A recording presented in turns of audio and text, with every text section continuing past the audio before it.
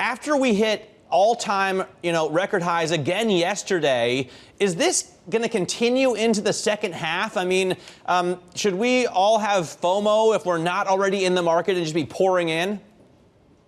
Well, I think we are at a point where I think the upside is somewhat limited. It doesn't mean that we couldn't go up another 3% or so, or maybe 4%. It's just that I think a lot of the good news, or a lot of the surprises that that I guess that the market wasn't really expecting has really already occurred. And one of them, namely, is a significant increase in earnings, right? So at the start of this year, many people thought that earnings were going to be very weak, they were going to falter, and it turns out they were on pace for like 11, 12% earnings growth this year, and that's propelled the equity markets a lot higher. So where do we go from here?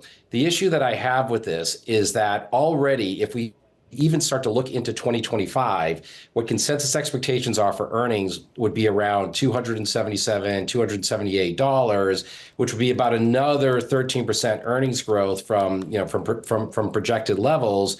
If you assign a multiple of somewhere around 19.7 or 20, which is around the consensus, that only gets you to about a 54.75 S&P 500. And as you were saying on the show, we're already through that.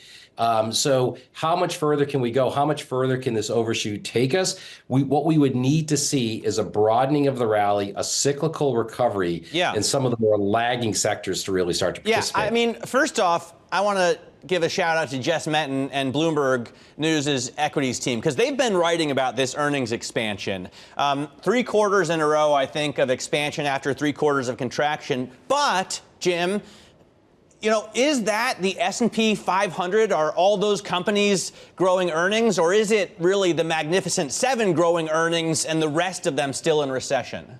Yeah, that's it exactly. I mean, if you look at the top 10 companies in the S&P 500, they account for probably about 38% of the overall earnings growth this year. I mean, disproportionate.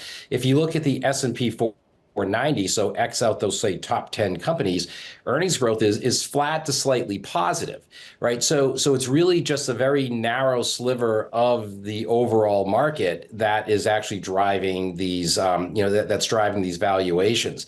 So even if we look at the correlations within the S&P 500 are very, very low, which means that when we think about the stock market, when we say the stock market, we're really talking about 7 or 10 stocks. We're not really talking about all 500 in the index.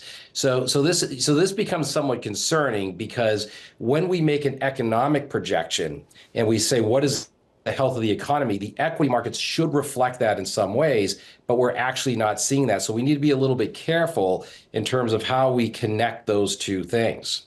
I wonder, nobody ever wants to talk about the election because you don't want to get political, but last Thursday's debate showed us a really disappointing performance from President Biden, and that raises the chances that Trump will occupy the White House. If he does, Larry Summers has said his policies would be extraordinarily inflationary. And indeed, Goldman Sachs has just come out saying that if Trump wins and put those policies in place, that the Fed's going to have to raise rates 5 times. To me, that's a pretty shocking message from Jan Hatzius' team at Goldman Sachs. Do you have to start talking to your clients about the risk around the November election? So I think what's interesting about this is that when you ask people the question, will the election be a volatility event for the markets, they say yes. When you ask them, what are you actually doing about it? They say not very much, because it's really hard to discern.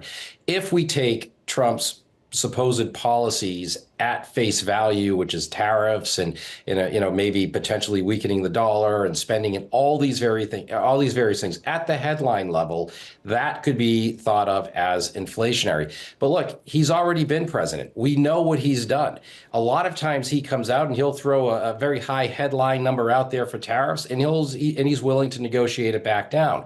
So to the extent that the market tries to anticipate what's the real number, what really actually happens versus what is he projecting and what is he saying, there's a huge gap in between those two things. So it's easy to make a projection and say, if I take this at face value, this could mean, the following inflationary outcomes, and this could be bad for the markets. But if we say, what is real? What are you really betting on? And what are you really pricing in? That's what I look to the markets. The market's a better voting machine than what many of the analysts are effectively saying. And what the market's saying is that it doesn't necessarily believe that. Look, if Trump is ahead in the polls as he is today, supposedly, as far as we know, the markets are already pricing this in. I don't think the markets see this. So I think there's a big difference between what the markets are voting on and maybe what Mr. Summers, who I, by the way, admire greatly, is actually saying.